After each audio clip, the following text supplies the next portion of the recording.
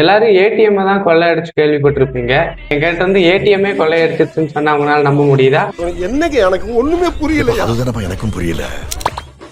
அது எப்படின்னு தெரிஞ்சதுக்கு முன்னாடி மறக்காம சப்ஸ்கிரைப் பண்ணிருக்கேன்.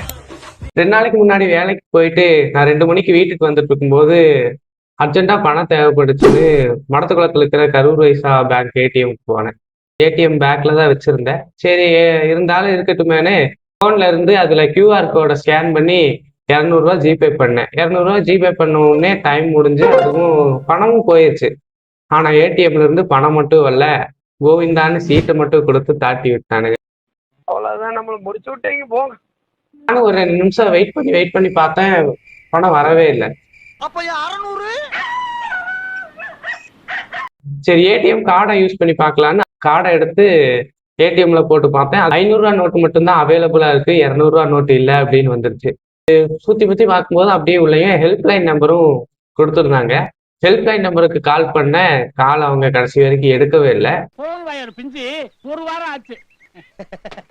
பக்கத்துல இருக்கிற இன்னொரு ஏடிஎம்க்கு போய் நான் 200 எடுத்தேன். திரும்ப அந்த பேமெண்ட்டை ரீஃபண்ட் பண்ணுவாங்களா, என்ன செய்யறது, இல்லை நம்ம பேங்க்ல தான் போய் கேட்கணுமா அப்படின்னு சொல்லிட்டு நானும் இருந்தேன். அது போகிறதுக்கும் சரியா வாய்ப்பு அமையல, அதனால நான் போகவே இல்லை. சரியா 2 நாள் கழிச்சு இன்னைக்கு 27ஆம் தேதி இப்போ ஒரு அரை மணி நேரத்துக்கு முன்னாடி தான் அந்த பணம் ரீஃபண்ட் பண்ணிருக்கு.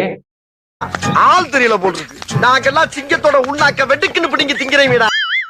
இந்த மாதிரி உங்களுக்கும் ரீசார்ஜ் பண்ணும்போதோ இல்லை சம்டைம்ஸ் ஏடிஎம்ல பணம் எடுக்கும்போதோ இந்த மாதிரி ஏதாவது பணம் போயிருச்சு அதுக்கப்புறம் பணம் உங்களுக்கு வரல அப்படின்னா அதை பத்தி கவலைப்பட வேண்டாம்.